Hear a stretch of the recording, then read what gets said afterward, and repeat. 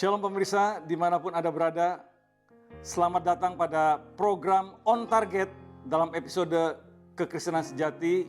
Dan kita akan membahas pada hari ini, kaya dalam perbuatan-perbuatan baik. Kalau di episode yang sebelumnya, saya telah membahas tentang takut akan Tuhan adalah kekayaan sejati yang kita akan bawa dalam kekekalan. Maka di episode yang sekarang kita akan berbicara dan membahas tentang kaya dalam perbuatan-perbuatan baik. Rasul Paulus mengatakan kepada Timotius di dalam 1 Timotius 6 ayat 17 sampai dengan 20, di mana dia berkata bahwa peringatkanlah kepada orang-orang kaya di dunia ini agar mereka jangan tinggi hati dan jangan berharap kepada sesuatu yang tidak tentu seperti kekayaan, melainkan pada Allah yang dalam kekayaannya memberikan kepada kita segala sesuatu untuk dinikmati. Peringatkanlah agar mereka itu kaya berbuat baik, kaya dalam kebajikan, suka memberi dan membagi.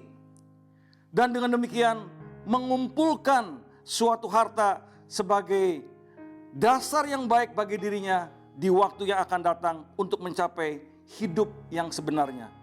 Bagus sekali terjemahan daripada King James tentang hidup yang sebenarnya, bahwa dikatakan oleh King James bahwa lay up in store for themselves a good foundation against the time to come, that they may lay hold on eternal life.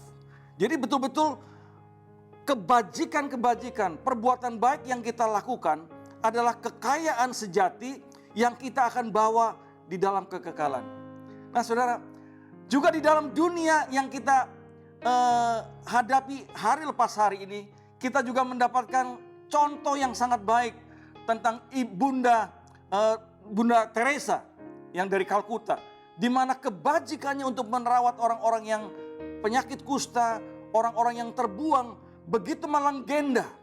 Dan ketika dia meninggal, ratusan ribu orang mengiringi jenazahnya ke liang lahat.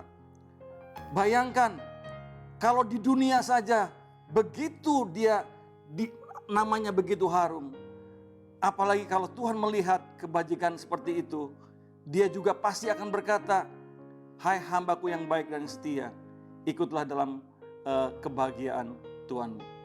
Pemirsa yang budiman, kebajikan lepas kebajikan, kasih kita kepada sesama, sepanjang yang saya tahu dan saya alami, tidak pernah orang-orang yang berbuat kebajikan hidupnya pasti tidak akan kekurangan. Saya melihat tidak pernah akan kekurangan, saudara. Saya diingatkan tentang Yesaya 58 ayat 6, 7 dan 8. Ada 8 item yang disebutkan di situ, di mana kita harus berbuat kebajikan kepada orang-orang, membuka belenggu-belenggu kelaliman, mematahkan kuk, melepaskan kuk, memberi makan kepada orang-orang yang miskin, memberikan kepada orang-orang yang tidak punya pakaian-pakaian, kemudian tidak menyembunyikan diri kepada saudara-saudara kita. Nah, di ayat ini, di poin yang ke-8, ayat ke-8, dikatakan orang-orang yang melakukan semua ini, maka dikatakan lukamu akan sembuh seperti seketika, dan terangmu akan mereka seperti fajar. Kebenaran akan menjadi barisan depanmu, kemuliaan Tuhan akan menjadi barisan belakangmu.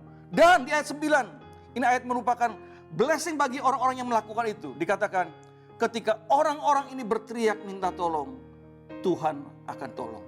Luar biasa. Berbuat kebajikan adalah bagian daripada salib yang mendatar, saudara.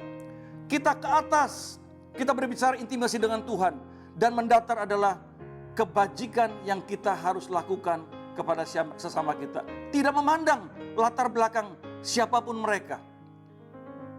Tanpa memandang agama, ras, dari golongan apa, kita lakukan kasih kita kepada sesama. Ini akan merupakan kekayaan yang sejati yang akan kita bawa di dalam kekekalan. Kasih kita kepada sesama adalah perintah yang harus dilakukan oleh setiap orang-orang percaya.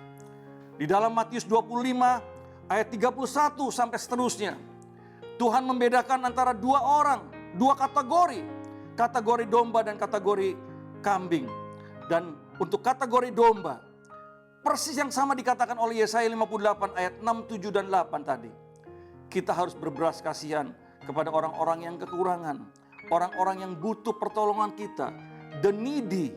Dan ketika kita lakukan semua itu, apa yang dikatakan oleh Tuhan Yesus kepada orang-orang ini? Mari, telah kusediakan tempat bagimu bersama dengan aku. Pemirsa yang budiman, mari kita kaya di dalam kebajikan, tidak usah lagi menjadi orang yang pelit, tetapi tangan kita harus terbuka. Saya ingin mengingatkan kepada kita semua, ada peringatan di dalam Amsal 28 ayat 22 yang mengatakan, orang kikir tergesa-gesa mengejar harta, tanpa diketahuinya bahwa mereka akan kekurangan. Kekikiran ujung-ujungnya akan kekurangan. Dan tentu bukan hanya harta yang kita store up, kita kumpulkan di surga. Kita pun akan juga mengumpulkan harta di bumi seperti di dalam surga.